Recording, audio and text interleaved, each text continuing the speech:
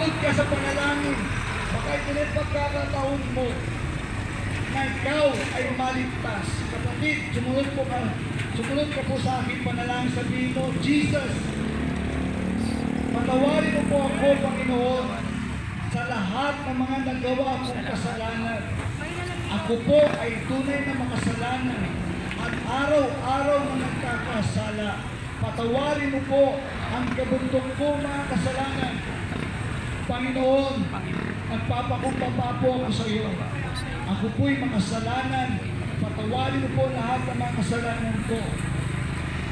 Ako'y sumasampalataya na ako po'y pinatawad mo na at nilinis mo na. Kaya ako po ngayon ay malinis na.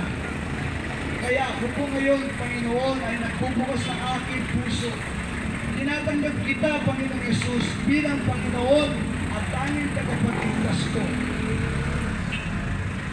Salamat, ako rin ay niligtas mo, Panginoong Yesus. At isinulat mo ang aking pangalan sa aklat ng buhay na siyang gate pass ko para makapasok sa iyong kaharian. Salamat sa kapatawaran, salamat sa kalinisan, salamat sa kaligtasan, salamat sa kaharian na ipagpasok sa iyong kaharian sa araw na ito.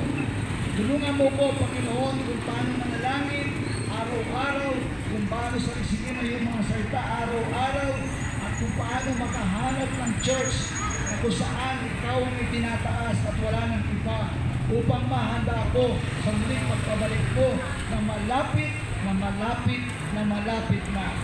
Ngayon na po lahat, ikaw na po bahala sa lahat, Panginoon. Sa pangalan ni Jesus.